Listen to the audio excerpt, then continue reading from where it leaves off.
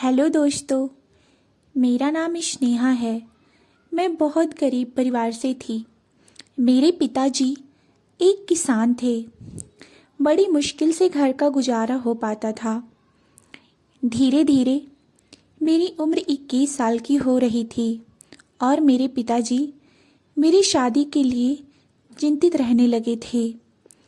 जहाँ कहीं भी शादी देखते थे, दहेज की भारी रकम मांगी जाती थी। ऐसे में मेरे पिताजी को बड़ी चिंता लगी रहती थी कि मेरी शादी कैसे और किस परिवार में करें। इतना दहेज कहाँ से लाएं वो। तभी एक बड़े ही अमीर घर से एक दिन मेरे लिए शादी का रिश्ता आया और उन लोगों ने कहा कि शादी 10 दिन के अंदर ही करनी है। उनको शादी के लिए बहुत जल्दी थी और उन्होंने दहेज की भी डिमांड नहीं करी थी। मेरे पिताजी बड़े खुश हुए थे। इतने बड़े घर में मेरी बेटी की शादी, वह भी बिना लेन देन के। 10 दिन के अंदर ही मेरी शादी अनिल से हो गई थी। मुझे तो कुछ समझ में ही नहीं आ रहा था। ना ही मुझे लड़का दिखाया गया था और ना ही 10 दिन के पहले तक मुझे पता था कि मेरी शादी होने वाली है। इतनी जल्दी मेरी शादी हो गई थी, लेकिन मैं कुछ बोल भी तो नहीं सकती थी, क्योंकि मैं एक बहुत ही गरीब घर से थी।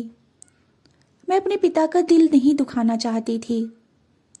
इसलिए बिना किसी ऑब्जेक्शन के मैंने शादी कर ली।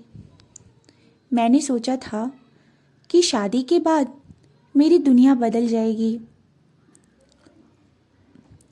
क्योंकि मेरी शादी एक अमीर घर में हो रही है। मेरी दुनिया तो बदल गई। बदली तो जरूर मेरी दुनिया, लेकिन वैसी नहीं जैसे मैंने सोचा था। उससे बिल्कुल ही अलग। जब मैं अपनी ससुराल आई तो मुझे बहू वाला कोई सम्मान और ना ही पत्नी वाला सम्मान, कुछ भी नहीं मिला मुझे तो लगता था कि मैं तो इस घर की नौकरानी बनकर रह गई हूँ। मैं दिन भर घर के सारे काम करती थी और रात में अपने ननद के कमरे में जाकर सो जाया करती थी। मुझे तो यह भी नहीं पता था कि मेरे पति दिखते कैसे हैं, क्योंकि वे काम के सिलसिले में घर से बाहर ही रहा करते थे। और मेरी सास और ननद मुझसे ठीक से बात भी नहीं करते थे। मेरे साथ नौकरानी वाला व्यवहार किया जाता था। ननद के कमरे में एक कोने में मेरा बिस्तर पड़ा रहता था। वहीं पर जाकर मैं सो जाया करती थी और ननद मुझ पे चिल्लाती भी बहुत थी। सास ननद से ना सही, लेकिन हाँ, घर की नौकरानियों से मेरी दोस्ती हो गई थी, क्योंकि मैं भी तो उन्हीं की तरह थी ना। एक दिन बातों ही बातों में एक नौकरानी ने मुझे बताया कि मेरे पति का रिश्ता एक बहुत ही अमीर घर से हुआ था और मेरे पति उस लड़की से प्यार भी बहुत ज़्यादा करते थे। लेकिन फिर अचानक से लड़की के घर वालों ने किसी रीजन से रिश्ता तोड़ दिया। शादी का कार्ड भी बट चुका था। शादी उसी डेट पर हो, मेरे ससुराल वाले यही चाहते थे, क्योंकि उनकी इज्जत का सवाल था। किसी अमीर घर की लड़की इतनी जल्दी शादी करने के लिए तैयार ही नहीं हुई। इसीलिए गरीब परिवार की लड़की से शादी करना तय हो गया था। और यही कारण था कि मैं इस घर की बहू बनकर आ गई। नौकरानी के जरिए मुझे इस बात का पता तो चल गया कि मेरी शादी इस घर में और इतनी आनन फानन में क्यों की गई थी। लेकिन हाँ, अभी मुझे इस घर की नौकरानी नहीं, इस घर की बहू बनना था। मैं अपना अधिकार पाना चाहती थी। इसलिए मैंने सोचा, नहीं, ऐसे तो नहीं चलेगा, मुझे तो आवाज़ उठानी ही पड़ेगी। फिर एक दिन मेरे पति घर आए हुए थे और वे अपने रूम में लैपटॉप के पास बैठकर अपना काम कर रहे थे। तभी उनके खाने के टाइम पर खाना लेकर मैं खुद उनके रूम में गई। मैंने कहा, ये लीजिए, मैं आपके लिए खाना लेकर आई हूँ, आप खाना खा लीजिए प्लीज़। उन्होंने मेरी तरफ सिर उठाकर देखा भी नहीं और बोले, टेबल पर रख दो। मैंने खाना टेबल पर रख दिया और मैंने चेयर खिसकाई और उनके सामने जाकर बैठ गई। मुझे अपने सामने बैठा देखकर वह गुस्से से आग बबूला हो गए और चिल्लाकर अपनी माँ को बुलाने लगे। माँ, ये कैसे कैसे नौकर रख लिए हैं आपने घर में? इतनी भी तमीज नहीं है कि कहाँ बैठना है, कहाँ उठना है।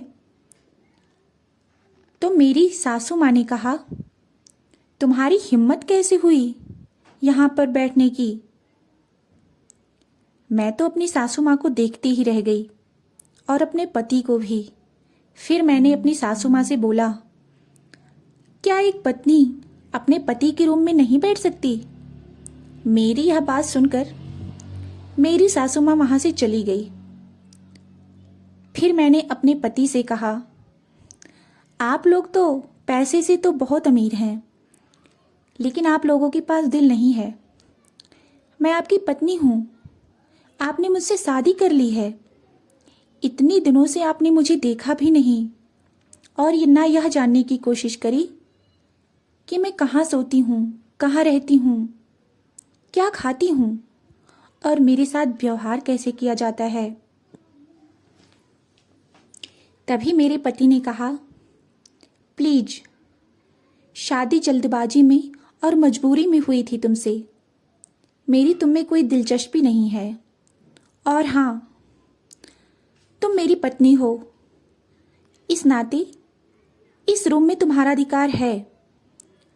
तुम यहाँ नीचे बिछाकर कोने में लेट सकती हो, मैं तुम्हें रोकूंगा नहीं। मैंने कहा, सिर्फ इस रूम पर ही नहीं, मेरा अधिकार तो तुम पर भी है। मैंने तुमसे शादी करी है। मेरे पति चुप हो गए। उन्होंने कोई जवाब नहीं दिया। उन्होंने कहा कि मेरा कोई मूड नहीं है अभी तुमसे बात करने का, प्लीज जाओ यहाँ से। मैंने कहा, ठीक है, अगर तुम्हें मुझसे बात करने में कोई इंटरेस्ट नहीं है और तुम मुझे अपनी पत्नी होने का अधिकार नहीं देना चाहते हो तो मैं अपने मायके चली जाती हूँ। उन्होंने कहा, नहीं, तुम मेरी पत्नी हो, तुम्हें इसी घर में रहना होगा। अपने मायके जाकर क्यों हमारी बेइज्जती कराने पर तुली हुई हो?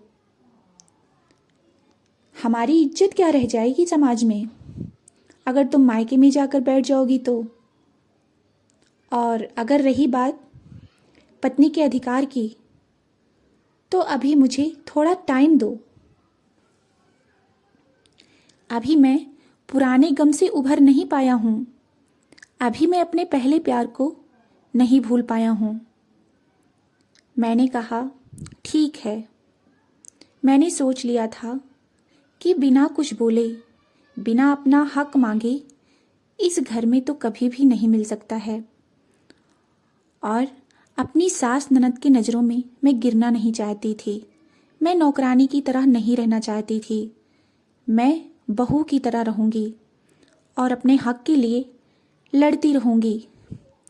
मेरे पति तो किसी से ज़्यादा बात नहीं करते थे, अपने काम में ज़्यादातर लगे रहते थे। फिर मैंने सबसे ऐसा जताना शुरू किया कि मेरे पति और मेरे बीच में सब कुछ ठीक चल रहा है और मेरे पति अब मुझे मानने भी लगे हैं। जब मेरी ननद और सास को ऐसा लगा तो उन्होंने मुझसे अच्छे से व्यवहार करना शुरू कर दिया। और धीरे धीरे मैं सब प्रयत्न करके अपने पति के दिल में जगह भी बनाने लगी थी। देखते देखते 2 महीने बीत गए। मैं हमेशा रोती रहती थी क्योंकि मेरे पति मुझसे बात ही नहीं करते थे और अकेलापन सताता था मुझे।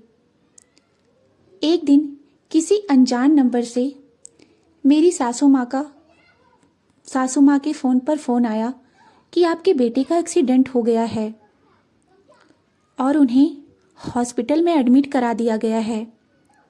आप लोग जल्दी से आ जाइए। हम लोग कहाँ जल्दी पहुँचे, हम लोग वहाँ जल्दी पहुँच गए।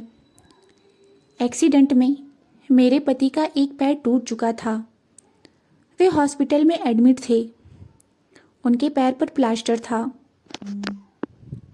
हमें हॉस्पिटल के बिल चुकाए और कुछ दिन बाद हॉस्पिटल से छुट्टी हो गई थी। हम घर आ गए। मेरे पति अभी भी ठीक से चल नहीं पा रहे थे और वे अवसाद से भी गिर गए थे। खुद उनके लिए उनका काम करना मुश्किल हो रहा था। छोटे छोटे कामों के लिए दूसरों पर निर्भर रहने लगे थे। वे उठकर पानी भी नहीं ले पाते थे और ना ही अकेले बाथरूम जा पाते थे। मैं उनकी दिन रात सेवा करती थी। दिन रात उनकी परछाई बनकर उनके साथ रहने लगी थी। मेरी सासू माँ और मेरी ननद मेरे पति की इस हालत से बहुत परेशान हो गई थी। उनके बिस्तर से पड़े रहने से वे अब ऊब चुकी थी, लेकिन मैं हर कदम पर अपने पति के साथ थी। धीरे धीरे मेरे पति का पैर ठीक होने लगा। कुछ दिनों बाद वे धीरे धीरे चलने लगे और एक दिन उन्होंने मुझे अपने पास बुलाया और कहा, स्नेहा आओ बैठो। मैं जाकर थोड़ी दूर उनके पास बैठ गई। उन्होंने मुझसे कहा, स्नेहा मैंने तुम्हारा बहुत दिल दुखाया है। मेरे बुरे वक्त में तुमने मेरा कितना साथ दिया। दिन रात तो मेरे आगे पीछे लगी रही। शायद मेरा एक्सीडेंट होना मेरे पाप की सज़ा थी, जो मैं तुमसे ठीक से बात भी नहीं करता था और ना ही अपनी पत्नी स्वीकार करता था। और हाँ, इसी एक्सीडेंट की वजह से आज मुझे पता चल गया है कि तुम मेरे लिए क्या हो। और मैं सच कहूँ, इन दिनों मैंने जो महसूस किया वह मैंने पहले कभी नहीं महसूस किया। मैं यह कहना चाहता हूँ स्नेहा कि मैं तुमसे बहुत प्यार करता हूँ। क्या तुम ऐसे ही मेरी अर्धांगिनी बनकर जीवन भर मेरे सुख दुख में मेरा साथ देना चाहोगी? वे क्या बोल रहे थे? मैं तो जैसे सपना देख रही थी। क्या ये सच था? उन्होंने मेरा हाथ अपने हाथ में लिया था। फिर उन्होंने कहा, स्नेहा क्या तुम सुन रही हो? मैंने कहा, हाँ मैं सुन रही हूँ। मेरी आंखों में आंसू आने लगे। उन्होंने मुझे गले से लगा लिया। नहीं नहीं नहीं नहीं, अब नहीं, ये रोने का नहीं, ये तो अब हंसने का समय है। और हम प्यार से रहने लगे। तो दोस्तों, आपको हमारी यह कहानी कैसी लगी? अगर हमारी कहानी अच्छी लगी हो तो वीडियो को लाइक करें और चैनल को सब्सक्राइब करें।